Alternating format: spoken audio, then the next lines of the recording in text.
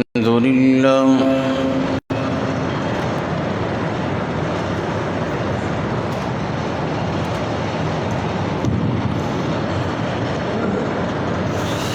الحمد لله نحمده ونستعينه ونستغفره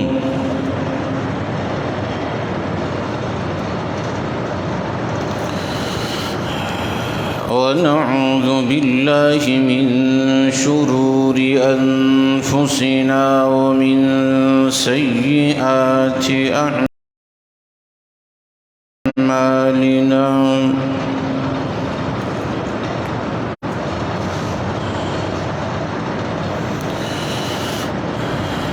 من يهده الله فلا مضل له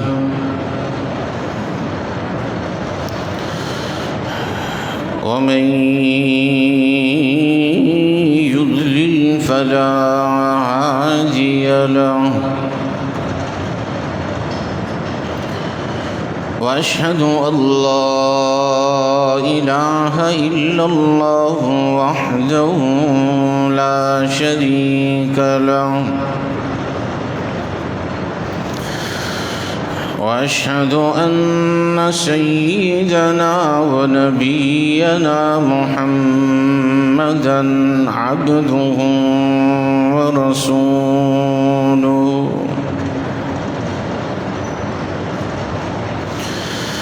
أما بعد فإن خير الحديث كتاب الله وخير الهدي هدي محمد صلى الله عليه وسلم وشر الأمور محدثاتها وكل محدثة بدعة وكل بدعة ضلالة وكل ضلالة في النار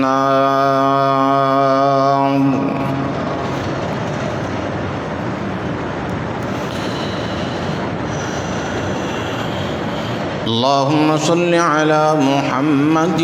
وعلى آل محمد كما صليت على إبراهيم وعلى آل إبراهيم إنك حميد مجيد اللهم بارك على محمد وعلى آل محمد كما باركت على إبراهيم وعلى آل إبراهيم إنك حميد مجيد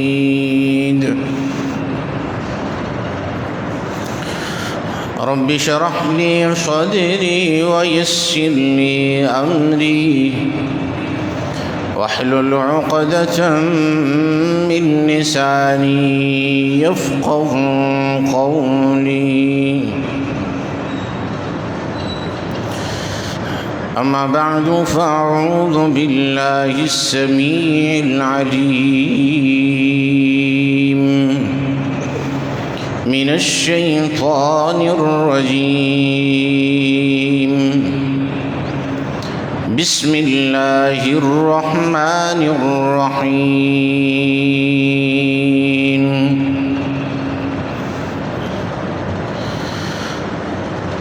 ولا تقولوا لمن يقتل في سبيل الله أموات بل أحياء ولكن لا تشعرون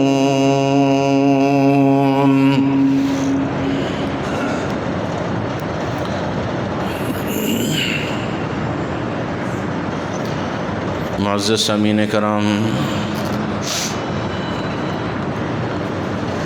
لائق صد احترام و تکریم بزرگوں، نوجوان بھائیوں، سننے والی اسلامی روحانی ماؤں بہنوں بیٹیوں،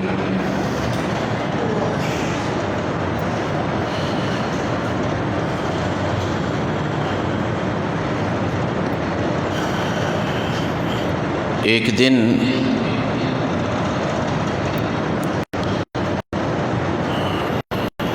خلیفہ دوم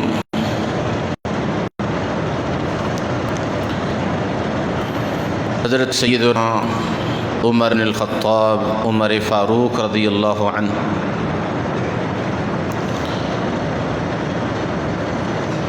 اپنے زندگی کے آخری ایام ہیں، تو اپنے ساتھیوں میں، اپنے دوستوں میں تشریف فرما ہیں۔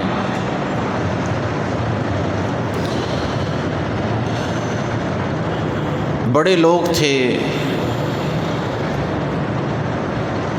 سیانے کہتے ہیں کہ بڑے لوگوں کی بڑی باتیں ہوا کرتی ہیں،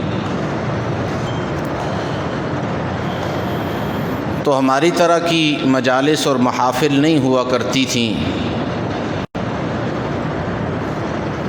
کہ ہم اپنی مجالس میں، اپنی محافل میں اپنے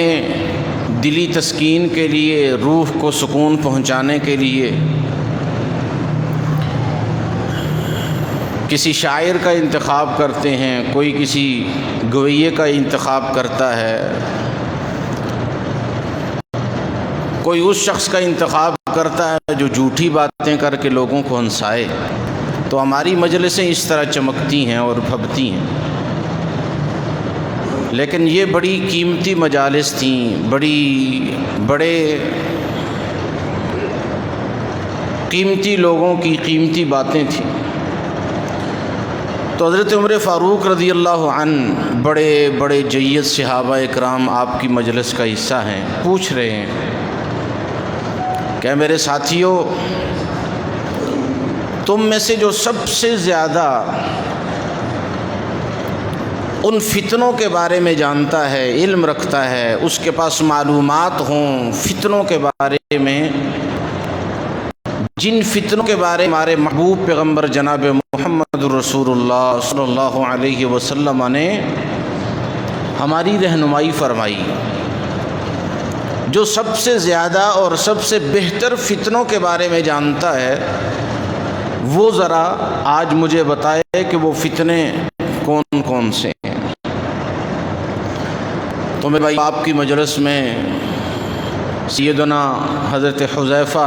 ابن الیمان رضی اللہ عنہ بھی تشریف فرما ہیں، بڑے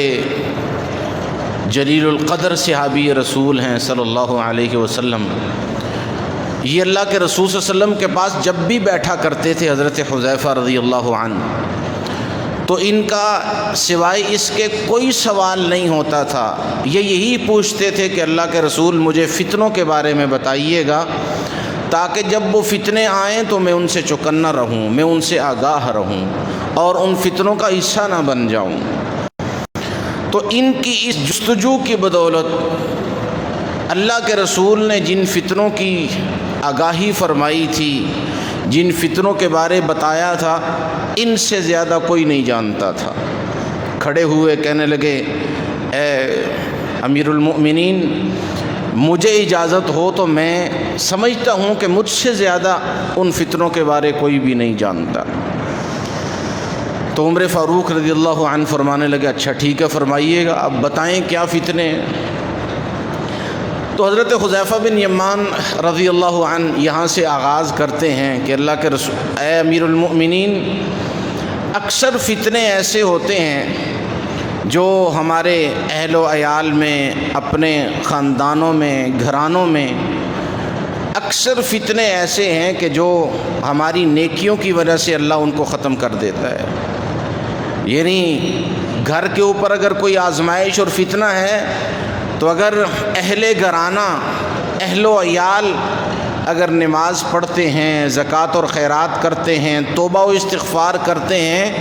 تو اللہ رب العزت ان کی ان عبادات کی وجہ سے ان فتنوں کو ان پر سے ٹال دیتے ہیں۔ اور جب یہ بات حضرت حذیفہ نے بیان فرمائی تو عمر فاروق رضی اللہ عنہ فرمانے لگے، اے حذیفہ، میرا فتنوں کے بارے سوال کرنے سے یہ مراد نہیں تھا جو تو مجھے بتا رہا ہے،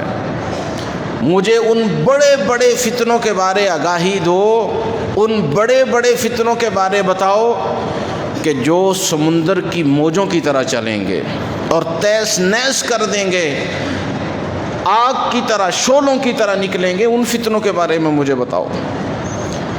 تو وہ پھر حضرت حذیفہ بن یمان رضی اللہ عنہ فرمانے لگے، اے امیر المؤمنین، آپ کو کم از کم ان فتنوں کے بارے میں پریشان نہیں ہونا چاہیے۔ فرمانے لگے، کیوں؟ مجھے کیوں نہیں پریشان ہونا چاہیے؟ فرمایا، اس لیے کہ ہمارے پیارے محبوب پیغمبر جناب محمد الرسول اللہ صلی اللہ علیہ وسلم نے فرمایا تھا کہ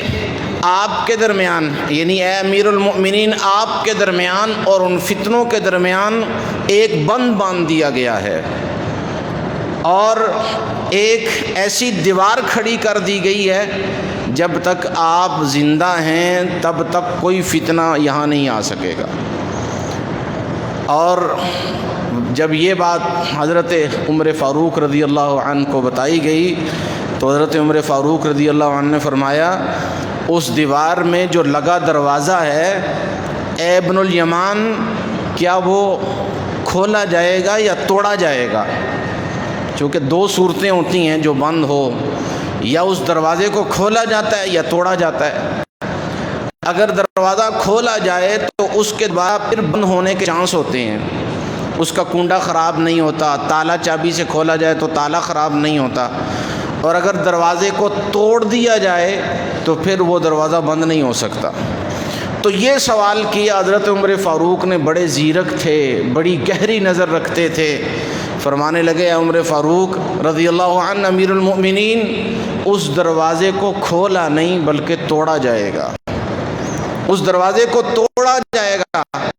اور جب وہ دروازہ ٹوٹ جائے گا تو پھر فتنے اور آزمائشیں اور آلام مسلمانوں پہ ٹوٹ جائیں گے، ٹوٹ پڑیں گے، فتنے، ایسے ایسے فتنے آئیں گے کہ دنیا حیران رہ جائے گی کہ یہ ہو کیا گیا ہے۔ اور میرے بھائیوں، بعض صحابہ نے اس دروازے کے بارے میں پھر بعد میں بتایا بھی کہ وہ دروازہ خود سیدنا عمر فاروق رضی اللہ عنہ تھے۔ جب تک آپ موجود رہے، آپ قائم رہے، تو میرے بھائیوں کسی فتنے نے بھی سر نہیں اٹھایا۔ اور آپ کا دروازہ ابو لولو فیروز مجوسی، اس شقی القلب انسان نے آپ کو نماز فجر میں، نماز کی حالت میں خنجر کا وار کر کے وہ دروازہ توڑا، جس سے فتنے رکے ہوئے تھے۔ اور پھر آپ کی وفات ہوتی گئی، آپ دنیا سے جاتے گئے کہ آپ دیکھ لیں کتنا بڑا خوارج کا فتنہ کھڑا ہوا کہ جس سے واقعہ شہادت عثمان غنی رضی اللہ عنہ رونما ہوا۔ اس کے بعد پھر واقعہ، یعنی آپ دیکھ لیں اور بڑے بڑے لوگ وہاں اس طرح کے واقعے رونما ہونے لگے کہ مسلمانوں کے آپس میں لشکر ایک دوسرے کے خلاف صف آرا ہو گئے۔ جنگ جمل آپ دیکھ لیں، جنگ صفین دیکھ لیں، یہ مسلمانوں کے مابین لڑی جانے والی جنگیں ہیں، اور مسلمانوں میں بھی ایک لشکر کی قیادت حضرت علی رضی اللہ عنہ کر رہے ہیں، اور ایک مسلمانوں کے لشکر کی قیادت میری اور آپ کی ماں اماں جی عائشہ فرما رہی ہیں۔ یعنی اتنے بڑے فتنے حضرت عمر فاروق کی شہادت کے بعد رونما ہوتے ہیں۔ اور جنگ جمل میں یہ دیکھ لیں اور جنگ صفین میں دیکھ لیں کہ ایک لشکر کی قیادت حضرت علی رضی اللہ عنہ فرما رہے ہیں، اور انہی کے مقابلے میں کھڑے دوسرے لشکر کی قیادت جو ہے وہ سیدنا امیر بن معاویہ رضی اللہ عنہ فرما رہے ہیں۔ یعنی یہ کتنا، امیر معاویہ رضی اللہ عنہ، یہ کتنے بڑے بڑے فتنے تھے۔ اور میرے بھائیوں، یہ فتنے بڑھتے چلے گئے، بڑھتے چلے گئے، کوئی رکنے کا نام نہیں لیا، چونکہ دروازہ ٹوٹ چکا تھا، اب دروازے کے بند ہونے کا کوئی چانس نہیں تھا۔ آخر کار ایک بڑا فتنہ، بڑی آزمائش مسلمانوں پر، جس نے غموں کے پہاڑ توڑ دیے اور مسلمانوں کے دل دکھ سے زخمی ہو گئے، چھلنی ہو گئے، وہ واقعہ 61 ہجری میں 10 محرم الحرام کو نواسہ رسول حضرت سیدنا حسین رضی اللہ عنہ کی شہادت کی صورت میں رونما ہوا۔ یہ بھی انہی فتنوں، انہی آزمائشوں میں سے ایک بہت بڑی آزمائش تھی جو اہل مسلمانان کے لیے بالخصوص پوری دنیا کے مسلمانوں کے لیے ایک بڑا افسوسناک واقعہ تھا۔ میرے بھائیوں، بغیر کسی دو رائے کے پوری دنیا میں بسنے والے جتنے مسلمان ہیں وہ چاہے کسی بھی مسلک سے تعلق رکھنے والے ہوں، کسی فرقے اور کسی بھی پارٹی سے ان کا تعلق ہو، اس واقعے پر ہر آنکھ اشک بار ہے اور ہر دل افسردہ ہے۔ سیدنا حسین رضی اللہ عنہ کی شہادت کے واقعے پر کوئی شخص اس واقعے پہ خوش نہیں ہے، یا وہ یہ نہیں کہہ رہا کہ یہ ٹھیک ہوا ہے، بلکہ ہر شخص یہی کہہ رہا ہے اس کے پاس علم ہے یا لا علم ہے، وہ پڑھا لکھا ہے یا جاہل ہے۔ یہی تاثرات ہیں کہ یہ تاریخ کا ایک بہت بڑا افسوسناک واقعہ رونما ہوا۔ لیکن میرے بھائیوں، ایک بات ضرور ہے کہ بعض لوگوں کو حقائق کا علم نہیں ہے کہ حقیقت کیا تھی، واقعہ کیا ہوا، پس منظر پیش منظر کا علم نہیں ہے۔ ہمارے اصل میں یا تو ہم یہاں بیٹھے لوگوں سے باتیں سنتے رہتے ہیں جن کے پاس نہ دین کا علم ہے، نہ دنیا کا علم ہے، نہ تاریخ کا علم ہے، وہ سنی سنائی باتیں ہمارے ذہنوں میں وابستہ ہیں، یا دوسرا ایک سورس ہمارے ہاں میڈیا کا ہے، وہ چاہے سوشل میڈیا کی صورت میں ہو، چاہے وہ الیکٹرانک میڈیا کی صورت میں ہو۔ یہ دو بڑے سورس ہیں جو ہم اپنے نالج کے لیے جن کو استعمال کرتے ہیں۔ اور بد نصیبی سے سوشل میڈیا دیکھ لیں آپ، فیس بک دیکھ لیں، واٹس ایپ دیکھ لیں، ٹویٹر دیکھ لیں، ان پر ان پڑھ مفتی بیٹھے ہوئے ہیں، جاہل مفتی بیٹھے ہوئے ہیں جو دڑا دڑ فتوے صادر کر رہے ہیں، اور اگر آپ ان کی اصلیت جاننا چاہیں تو وہ آپ کو ان پڑھ اور جاہل نظر آئیں گے۔ یہ افسوس۔ اور پھر دوسری صورت جو الیکٹرانک میڈیا کی ہے، ٹی وی پہ بیٹھا اینکر پرسن ہے، وہ اتنا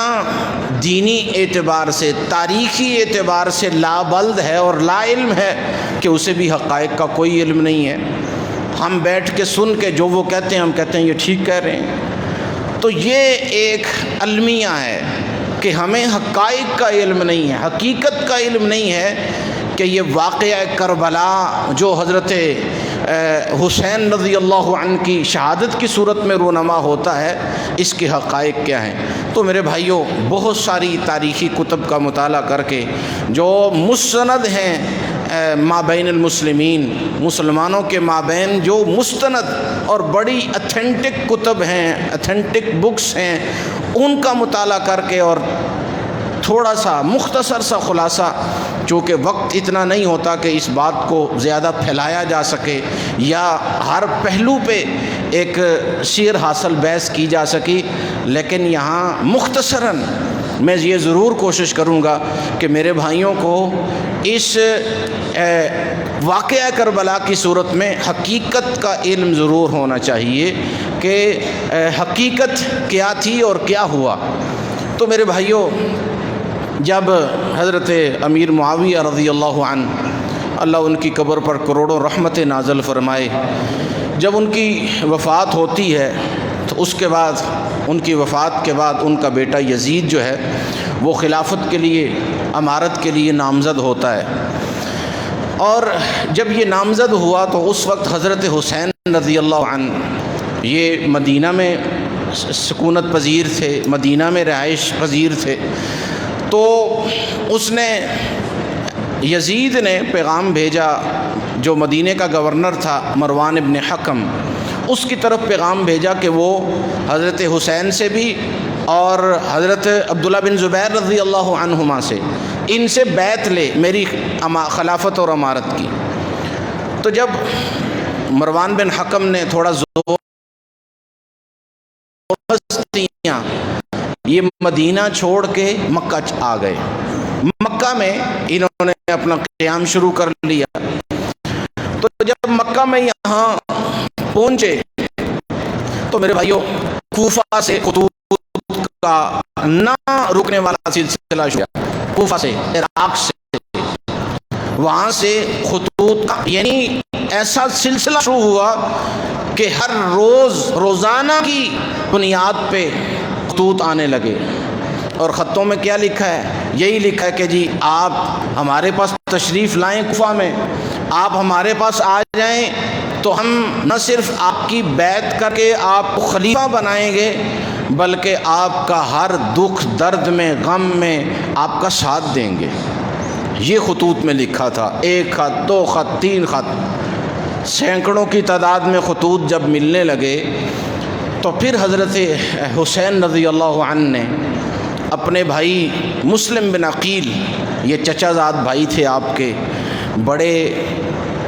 حضرت حسین رضی اللہ عنہ کے ہاں یہ بڑے یعنی قابل احترام اور قابل اعتماد آپ کے چچا زاد بھائی تھے۔ آپ نے ان کو بلایا اور بھیجا ان کو کہ جاؤ، یہ مجھے خطوط آ رہے ہیں کوفہ سے کہ جی آپ ہمارے پاس آ جائیں، ہمارے پاس آ جائیں۔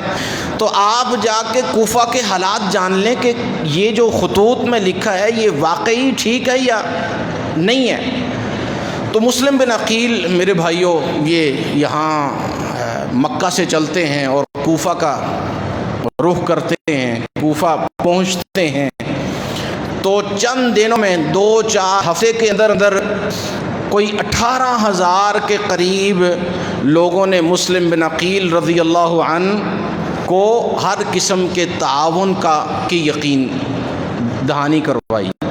ہر قسم کے تعاون کی یقین دہانی کروائی۔ 1 ہفتے کے اندر لوگ آتے گئے، آپ سے ملتے گئے، انہوں نے جناب کہا کہ ہم دامے درمے قدمے سخنے آپ کے ساتھ ہیں۔ اچھا، اسی اثناء میں چونکہ 18,000 لوگ یہ جب آئیں تو یہاں دیکھیں نا کہ یہ ہمارے ہاں یہاں 1,000-1,500 لوگ جمعہ کے اس خطبہ میں جمع ہوتے ہیں تو کتنی بڑی تعداد لگتی ہے۔ بندہ سمجھتا ہے کہ یہ کوئی یہاں 50,000 بندہ آ گیا۔ اگر آپ باہر ساتھیوں کو کبھی جمعے کے بعد کھڑا ہونے کا اتفاق ہو تو یوں سمجھتا ہے کہ پوری پنڈی یہاں آ گئی ہے، اور یہاں 18,000 کے قریب لوگ آ رہے ہیں اور اپنی یقین دہانی کروا کے جا رہے ہیں۔ تو اس واقعے کی خبر کوفہ میں جو گورنر تھا ابن زیاد، بڑا ملعون شخص تھا، اللہ کی اور تمام لوگوں کی اس پر لعنت ہو، وہ بڑا کوفی تھا۔ یہ آپ باتیں سمجھتے جائیے گا۔ مجھے آج بھی امیر صاحب نے اور اکثر مجھے کہا کرتے ہیں کہ آپ مہربانی کرنا، میں کسی کو کچھ نہیں کہتا، صرف باتیں آپ نے ضرور سمجھنی ہے، میں آپ کو سمجھاتا جاؤں گا اور نتیجے کے طور پر آپ نے خود فیصلہ کرنا ہے، اپنے دل سے لینا ہے کہ اس سارے واقعے میں مجرم کون ہے، یہ آپ نے سمجھنا ہے۔ یہ کوفی تھا ابن زیاد۔ اس کو جب پتہ چلا کہ جی حضرت حسین کے بھائی مسلم بن عقیل یہاں آئے ہیں اور کوئی اس 5-7 دنوں کے اندر کوئی 18,000 لوگوں نے جناب ان کے ساتھ مل جل کے جناب حضرت حسین کو یہاں لانے کا پروگرام بنا لیا۔ جب حضرت اس ابن زیاد کو علم ہوتا ہے تو اس نے عمر بن سعد کو جبراً بھیجا۔ یہ بڑا نیک شخص تھا عمر بن سعد، اللہ اس کی قبر پر کروڑوں رحمت نازل فرمائے۔ یہ بڑا نیک شخص تھا، یہ ضائع گورنر وقت ہے، جبراً کہا گئے اور مذاکرات کیے حضرت حسین رضی اللہ عنہ سے اور ساری صورتحال بیان کی۔ کوفہ کے جو کرنٹ حالات تھے یہ سارے کے سارے عمر بن سعد نے حضرت حسین کو بتائے۔ یہ جو مذاکرات تھے یہ 1 to 1 تھے، صرف 2-4 ساتھی حضرت حسین کے ساتھ بیٹھے ہوئے تھے اور عمر بن سعد تھے۔ عمر بن سعد نے سارا بتایا کہ میرے بھائی، میرے لیے آپ بڑے قابل احترام ہیں، مسلم بن عقیل بڑے قابل احترام ہیں، لیکن یہ کوفی لا یوفی، انہوں نے کبھی کسی کے ساتھ وفا نہیں کی، یہ کبھی آپ کے ساتھ وفا نہیں کریں گے۔ باتیں ہونے لگی، اتنے میں حضرت جب یہ سارے معاملات طے ہوئے تو میرے بھائیوں ابن زیاد کو پتہ چلا، اس نے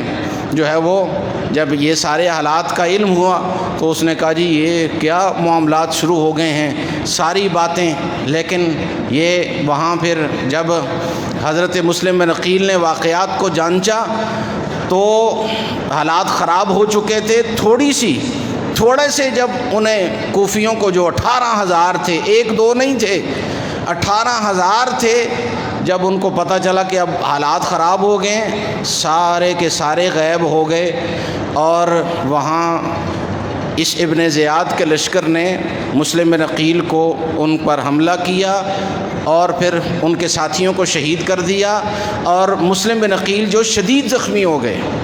یہ صرف 6 لوگ، بلکہ بعض روایات میں، تاریخی روایات میں آتے ہیں صرف 30 لوگ جو ہے، آپ اندازہ کریں 18,000 کہاں، اور صرف 30 لوگ انہوں نے مسلم بن عقیل کے ساتھ مل کے ابن زیاد کے لشکر کا مقابلہ کیا۔ اب کہاں اتنا بڑا لشکر اور جو جنگی سارے جو ہے وہ انتظام انصرام سے جو ہے وہ بھرا ہوا ہو، اور کہاں یہ 30 نہتے لوگ جو صرف یہ جاننے کے لیے کوفہ آئے ہوں کہ ہم حالات کا پتہ کریں۔ تو میرے بھائیوں حضرت مسلم بن عقیل جب اس جنگ میں شدید زخمی ہو جاتے ہیں تو انہوں نے اسی وقت فوراً جلدی سے ایک وصیت لکھی حضرت حسین رضی اللہ عنہ کے لیے، اور ایک خاص اپنا قاصد بھیجا جو جلدی پہنچ سکتا تھا، وہ قاصد بھیجا اور وصیت لکھی، اور وصیت میں یہ بات لکھی کہ میرے بھائی جان کوفہ آنے کی غلطی نہ کرنا، کوفہ آنے کی غلطی کبھی بھی نہ کرنا۔ میں نے جو کچھ دیکھنا تھا وہ دیکھ لیا ہے کہ 18,000 میرے ساتھ بیعت کرنے کو تیار تھے، اور جب ہم جنگ میں پہنچے، جب ہمارے اوپر حملہ ہوا تو صرف 30 لوگ ہمارے ساتھ رہ گئے تھے۔ یہ سارا واقعہ لکھ کے بھیجا۔ میرے بھائیوں اسی اثناء میں حضرت حسین رضی اللہ عنہ بھی اپنے ساتھیوں کو، اپنا قافلہ لے کے یہ مکہ سے نکل پڑتے ہیں، چونکہ ایک لیٹر جا چکا تھا جب 18,000 لوگ بیعت کر رہے تھے نا حضرت امام حسین کے لیے مسلم بن عقیل کے ساتھ، تو بڑے اچھے حالات مسلم بن عقیل نے دیکھے، فوراً لکھ کے بھیج دیا اپنے بھائی کو کہ آپ آ جائیں، بڑا اچھا ماحول ہے۔ لیکن ٹھیک جب یہ ان کی بے وفائی دیکھی تو پھر اس وقت میرے بھائیو دوبارہ لیٹر بھیجا کہ میں نے جو مجھے دکھ رہا تھا وہ کوئی اور معاملہ تھا اور حالات کو اور۔ تو میرے بھائیو جب حضرت حسین رضی اللہ عنہ اپنے بھائیوں ساتھیوں کے ساتھ جب مکہ سے نکلتے ہیں کوفہ کے لیے، تو تاریخ میں یہ متفق علیہ بات ہے، آپ تاریخ کی کوئی کتاب اٹھا لیں، یہ تمام مسلمانوں کے درمیان متفق بات ہے کہ جب حضرت حسین رضی اللہ عنہ مکہ سے نکلتے ہیں تو بڑے بڑے جو جید صحابہ کرام اس وقت موجود تھے، بڑے بڑے نام، میں آپ کو نام بتاتا ہوں، عبداللہ بن عمر رضی اللہ عنہ، عبداللہ بن عباس رضی اللہ عنہ، ابو الدرداء، اور اسی طرح ابو واقد اللیثی، یہ بڑے بڑے جید صحابہ کرام موجود ہیں وہاں۔ انہوں نے فرمایا ہمارے بھتیجے، ہمارے بھائی، آپ مت جائیے گا، آپ مت جائیے گا، ہم کوفیوں کو بڑی اچھی طرح سے جانتے ہیں، آپ یہ غلطی مت کرنا، نہ جانا وہاں۔ یہ ساری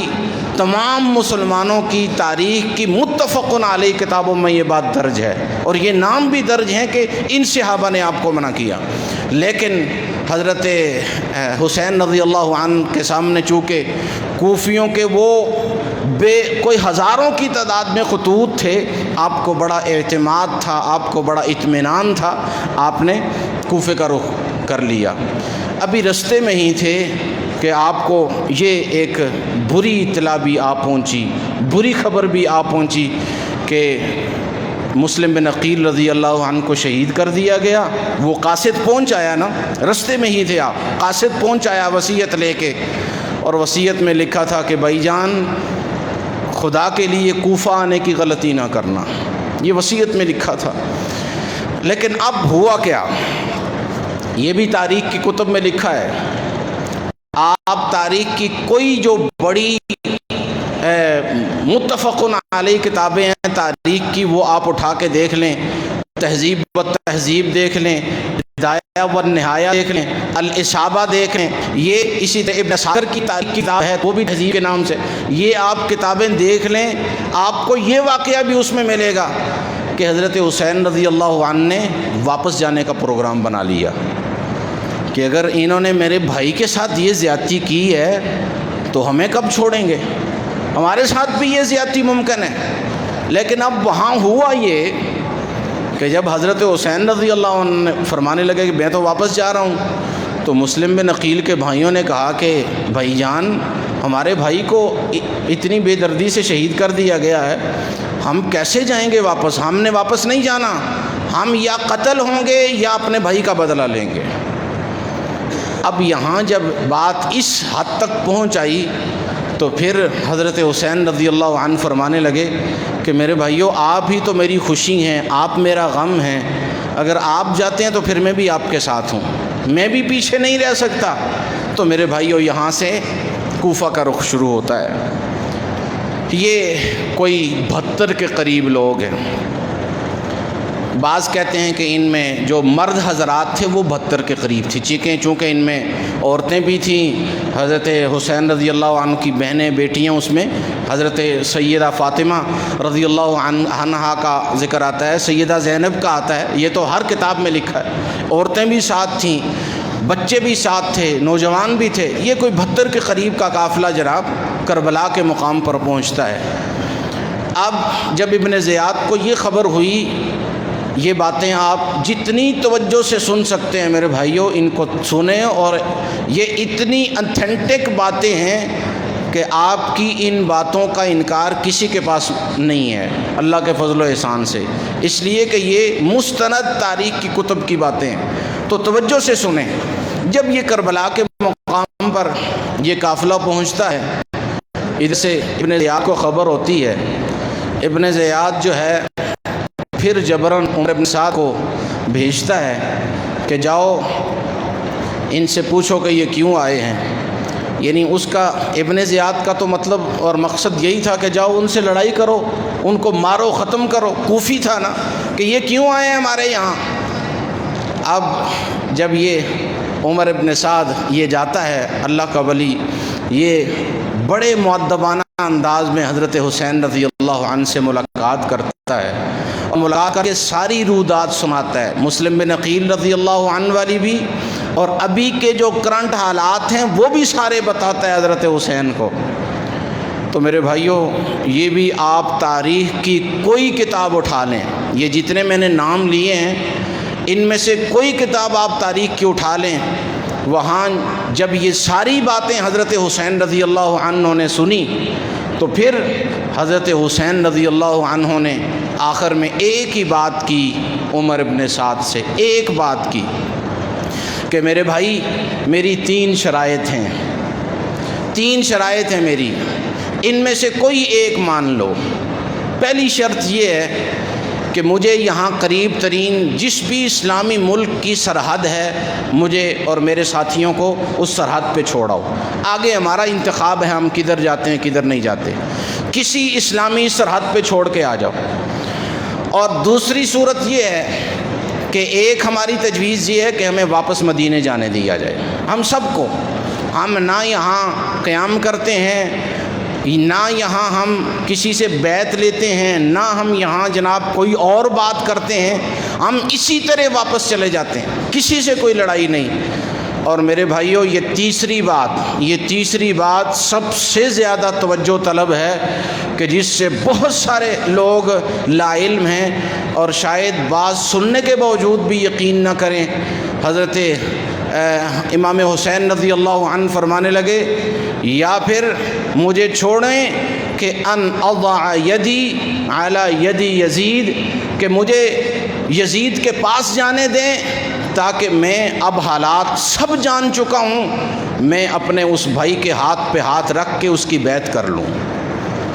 یہ میرے الفاظ نہیں ہیں، یہ میری بات جو ہے یہ آپ ان ساری کتب میں سے کسی ایک کتاب میں جا کے دیکھ سکتے ہیں کہ یہ عربی عبارت ہے اور اس کا یہ ترجمہ ہے کہ میں اپنے بھائی یزید کے پاس جاؤں اور پھر اس کے ہاتھ پہ ہاتھ رکھ کے میں اس کے ہاتھ میں ہاتھ دوں۔ تو میرے بھائیوں، حقیقت یہ ہے، اب جب یہ تین جو ہے وہ شروط آ گئیں، تین صورتیں آ گئیں کہ ان میں سے تینوں میں سے کوئی ایک مان لی جائے۔ عمر ابن سعد، میں نے آپ کو بتایا، وہ بڑا معاملہ فہم آدمی تھا، اس نے یہ تیسری شرط مان لی۔ اس نے کہا جی ٹھیک ہے، ایسا کرتے ہیں، آپ کو یزید کے پاس لے جاتے ہیں، یہی تو ہمارا جھگڑا ہے، اور کوئی جھگڑا ہی نہیں ہے، آپ کو یزید کے پاس لے جاتے ہیں، آپ اس کی بیعت کر لیں، ہماری لڑائی ختم۔ لیکن جب یہ بات اس کے کوفے کے گورنر جو کوفی تھا، جس نے معاذ اللہ، میں تو یہ کہوں گا اور ڈنکے کی چوٹ پر کہوں گا کہ جس نے خطوط لکھ کے حضرت حسین کو کوفہ بلایا تھا، یہ وہی بدمعاش تھا۔ جب اس کے پاس یہ تین شروط گئیں اور ان میں سے ایک شرط پر مان بھی لی گئی کہ آپ کو یزید کے پاس جانے دیا جاتا ہے، ابن زیاد نے کہا ہاں یہ کیسے ہو سکتا ہے، پہلے یزید سے بیعت کرنے سے پہلے حضرت حسین کو میرے ہاتھ پہ بیعت کرنی پڑے گی اور پھر یزید کے ہاتھ پہ بیعت کرنی پڑے گی۔ تو حضرت حسین رضی اللہ عنہ فرمانے لگے کہ میں تیرے ہاتھ پہ کبھی بیعت نہیں کر سکتا، یہ میری عزت گوارا نہیں کرتی کہ میں تیرے ہاتھ پہ، چونکہ تیرے کرتوت ایسے ہیں کہ میں تیرے ہاتھ پہ بیعت کروں، یہ کبھی ممکن نہیں ہے۔ ایک ہی شرط یہ جو جس پر عمر ابن سعد قائل ہو گئے تھے، مان گئے تھے، لیکن ابن زیاد نے ان کی یہ شرط جب مسترد کر دی اور پھر اس کے بعد حضرت حسین نے بھی مسترد کر دی کہ میں آپ کی یہ بات نہیں مان سکتا، تو میرے بھائیوں، وہی جو ظالم چاہتا تھا، جو دشمن چاہتا تھا، جو کوفی چاہتا تھا، جو پوری پلان بنایا گیا تھا، اب وہ شروع ہو گیا۔ اتنے میں ابن زیاد نے شمر ذیل جوشن کے نام سے ایک بڑا بدبخت آدمی تھا، اس کی قیادت میں ایک بڑا لشکر بھیجا جو ان 72 نیتے لوگوں سے لڑنے آیا، جو بے کس اور بے آسرا تھے، جن کو 18,000 کم از کم کوفیوں نے تائید میں بلایا تھا۔ اور میرے بھائیو، 18,000 کوفیوں نے جن کو منتیں ترلے کر کے کوفہ بلایا تھا، جب کربلا سجتا ہے تو یہ صرف 72 ہی اس میدان میں نظر آتے ہیں، ایک کوفی بھی کربلا میں نہیں نظر آ رہا۔ آپ اندازہ کر لیں، آپ سمجھدار ہیں، آپ یہاں فیصلہ خود آپ نے فیصلے کرنے ہیں، میں نے نہیں کرنا کہ مجرم کون ہے، آپ نے خود فیصلہ کرنا ہے کہ اس میں مجرم کون ہے۔ میرے بھائیوں، لڑائی چھڑتی ہے، ظاہر ہے جو نتیجہ تھا وہ تو پہلے ہی واضح تھا کہ یہ 72 ان کے پاس کوئی لڑائی کا ساز و سامان ہی نہیں ہے، اور دشمن جو ہے مقابلے میں جو ظالم اور وہ ظالم لوگ ہیں، ان کا لشکر کے پاس سارا اسلحہ سامان ہے، حملہ ہوتا ہے، ایک ایک کر کے تمام کو شہید کر دیا جاتا ہے، اور بڑی بے دردی سے اسی اثناء میں ایک شقی القلب اور بدبخت انسان اٹھتا ہے، سنان ابن انس اس کا نام ہے، اس مردود اور ملعون کا کروڑوں لعنتیں ہوں اس شخص پہ کہ وہ آگے بڑھتا ہے اور حضرت حسین رضی اللہ عنہ کی گردن پہ وار کرتا ہے اور آپ کا سر تن سے جدا کر دیتا ہے، اور پھر اس بے دردی کی ایک افسوسناک واقعہ جو ہے وہ میرے بھائیوں حضرت امام حسین رضی اللہ عنہ کی شہادت میں رونما ہوتا ہے۔ یہ میرے دل کے جذبات ہیں، ہماری جماعت کا، اور میں سمجھتا ہوں پوری دنیا کے مسلمانوں کا متفقہ موقف ہے، کسی کے دل میں کوئی بھول بھلی بات نہ رہ جائے، کوئی کسی ہماری بات سے نرمی نہ لے لے۔ میرے بھائیوں، ہمارا دعویٰ ہے، پوری دنیا کے مسلمانوں کا اور ہماری جماعت کا بالخصوص یہ موقف ہے کہ جس بدبخت نے حضرت حسین کو شہید کیا، جس بدبخت نے حضرت حسین کی شہادت میں معاونت کی، جس بدبخت نے حضرت حسین کی شہادت میں کوئی اشارے کا بھی کردار ادا کیا، اللہ ان پر بھی اور ان کی نسلوں پر بھی اللہ لعنت بھیجے۔ ہمارا اتنا سخت اور بالکل ڈنگے کی چوٹ پر موقف ہے، اس میں کوئی دو رائے نہیں ہے لیکن ہم اتنا ضرور کہتے ہیں کہ حقیقت کو ضرور سمجھیے گا۔ حقیقت جو ہے وہ ضرور مانیں کہ کوفہ میں اس وقت کون لوگ آباد تھے، تاریخ کی کتابیں اٹھا لیں۔ جن 18,000 نے خطوط لکھ کے حضرت امام حسین کو کوفہ بلایا تھا وہ کون لوگ تھے، میں نہیں نام لیتا، تاریخ کی کتابیں اٹھا لیں۔ اور جنہوں نے غداری کر کے آپ کو لڑائی کی آگ میں جھونک کے خود گھروں میں چھپ گئے وہ کون لوگ تھے، کوفی تھے۔ اور یہ ابن زیاد کون تھا، کوفی تھا۔ ساری دنیا اس بات سے آشنا ہے، تاریخ کی کتب میں لکھا ہے۔ فیصلہ خود کریں کہ مجرم کون ہے۔ ہوتا یہ ہے آج ہمارے اس معاشرے میں لوگوں کو تاریخ کا علم نہ ہونے کی وجہ سے، اللہ معاف فرمائے، اس واقعہ حسین، واقعہ کربلا کو بھی حضرت ابوبکر صدیق سے جوڑا جاتا ہے، حضرت عمر فاروق سے جوڑا جاتا ہے، حضرت عثمان سے جوڑا جاتا ہے، اور دوسرے جو صحابہ ہیں ان سے جوڑا جاتا ہے۔ اور یہ ذاکرین اللہ معاف فرمائے ان بڑی بڑی معتبر شخصیات پر لان تان اور زبانیں تان دراز کرتے ہیں۔ اور میرے بھائیوں، حضرت عمر فاروق کا اور حضرت ابوبکر صدیق کا واقعہ کربلا سے کیا لینا؟ ان کی وفات کے بھی کوئی 50 سال بعد، 40 سال بعد، 30 سال بعد یہ واقعہ رونما ہوتا ہے۔ تو اس لیے جو اصل مجرم ہے اسے مجرم کہیے گا۔ ہم آپ کے ساتھ ہیں، اور میں نے پہلے اپنا موقف بیان کر دیا ہے کہ حضرت امام حسین کا اور آپ یزید کا یار آپس میں کیوں موازنہ کرتے ہیں؟ مجھے تو سمجھ نہیں آتی کہ حضرت امام حسین کے مقابلے میں یزید کو کیوں کھڑا کیا جاتا ہے کہ اس یزید جیسے کروڑوں یزید بھی مل جائیں تو حضرت امام حسین کی قدموں کے خاک کے برابر بھی نہیں ہے۔ کیوں آپس میں ان کو لا کھڑا کر کے موازنہ کر کے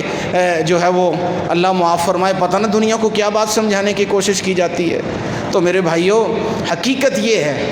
جب یہ واقعہ ہو گیا اور بڑا افسوسناک واقعہ ہو گیا، اس کے بعد اس جنگ میں مردوں میں صرف ایک ہی شخص بچتا ہے، حضرت حسین کا بیٹا علی بن حسین رضی اللہ عنہ، اللہ ان سے بھی راضی ہو۔ یہ ایک بچتے ہیں مردوں میں سے، باقی عورتیں تو ساری تھیں۔ مردوں میں سے جن کو بعد میں زین العابدین کا بھی نام دیا گیا، یہ اس نام سے زیادہ مشہور ہیں۔ نام تھا ان کا علی بن حسین۔ یہ ایک میرے بھائیوں بچتے ہیں، اور پھر یہ اس پورے لشکر کو اس کے بعد جو ہے وہ پہلے گورنر کوفہ پہنچایا جاتا ہے، اور پھر اس کے بعد شام پہنچایا جاتا ہے یزید کے پاس۔ جب یہ یزید کے پاس لشکر پہنچتا ہے، میرے بھائیوں میں نے پہلے کہا اس میں کوئی دو رائے نہیں ہے، یزید کوئی میرے چاچے کا بیٹا نہیں ہے کہ میں اس کی تائید کروں۔ بات حقائق سے حقیقت آپ دیکھیں، اور ہم کسی کے دل کے بھی اندر سے ہو کے نہیں آئے کہ کوئی حتمی رائے قائم کر سکیں۔ جب یہ قافلہ شام پہنچتا ہے تو میرے بھائیوں یہ بھی تاریخ کی کتب میں لکھا ہے کہ 3 دن تک یزید کے گھر میں حضرت حسین رضی اللہ عنہ اور ان کے ساتھیوں کی شہادت پہ سوگ ہوتا رہا۔ 3 دن تک یزید کے گھر میں سوگ ہوتا رہا اور روتے رہے۔ اور جب یزید کے سامنے حضرت حسین رضی اللہ عنہ کا سر لایا گیا، سر مبارک، تو یہ بھی تاریخ کی کتب میں لکھا ہے کہ یزید کی آنکھوں سے آنسو جاری ہو گئے، اور اس نے اس شمر پر بھی، اس ابن زیاد پر بھی، اور اس بدبخت سنان بن انس پر بھی لعنت بھیجی کہ تم پر اللہ کی لعنت ہو، تمہیں یہ سب کچھ کرنے کا کس نے کہا تھا؟ میرے بھائیوں، اس کے بعد پھر 3 دن تک یہاں سوگ ہوا، بڑے ادب و احترام کے ساتھ جو اہل بیت میں سے حضرت علی رضی اللہ عنہ کی شہزادیاں، ان کے حضرت حسین کی بہنیں، بچے بچیاں جتنے اس میں شامل تھے، ان کو وہاں بڑے عزت و احترام سے رکھا گیا۔ بعض روایات میں 5-10 دن تک وہاں رہے، جب ان کا غم جاتا رہا۔ جب یہ بھی تاریخی روایات میں موجود ہے کہ خود حضرت امام زین العابدین فرماتے ہیں کہ یزید مجھے اپنے دسترخوان پہ بٹھا کے مجھے اپنے ساتھ کھانا کھلاتا رہا، ہم بیٹھے رہے۔ جب ہمارا دکھ درد غم کچھ کم ہوا تو پھر ہمیں بڑی محبت کے ساتھ، بڑی ادب و احترام کے ساتھ واپس جو ہے وہ مدینے بھیج دیا گیا۔ میرے بھائیوں، میں پہلے یہ کہہ چکا ہوں کہ ہم موازنہ کر کے غلطی کرتے ہیں کہ کہ ہم حضرت حسین رضی اللہ عنہ کے مقابلے میں یزید کو لاتے ہیں، جب کہ حضرت حسین کے مقابلے میں یزید کی کوئی حیثیت نہیں ہے، کوئی مقام اور کوئی مرتبہ نہیں ہے، لیکن جو مجرم ہے اسے مجرم سمجھا جائے۔ مجرم کون ہے؟ جس نے خطوط لکھ کے مکہ سے حضرت حسین کو بلوایا، اور پھر مجرم وہ ہے جس نے جناب 18,000 کے قریب جنہوں نے مسلم بن عقیل کے ہاتھ پہ بیعت کی کہ ہم حضرت حسین کے ساتھ ہیں۔ مجرم وہ ہے کہ جس نے حضرت امام حسین کو واپس یہاں کربلا بلا کے صرف نہتے چھوڑ کے آپ گھروں میں چھپ گئے اور حضرت حسین رضی اللہ عنہ کو شہید کروا دیا۔ میں تو یہی سمجھتا ہوں کہ مجرم یہی ہیں۔ آپ کیا سمجھتے ہیں؟ یہ آپ کا ویژن ہے، کوئی کیا سمجھتا ہے یہ اس کی نظر ہے۔ تو میرے بھائیو، تاہم اختتامی بات اور اختتامی کلمات یہی ہیں کہ یہ تاریخ میں، مسلمانوں کی تاریخ میں یہ ایک انتہائی افسوسناک واقعہ ہے، جو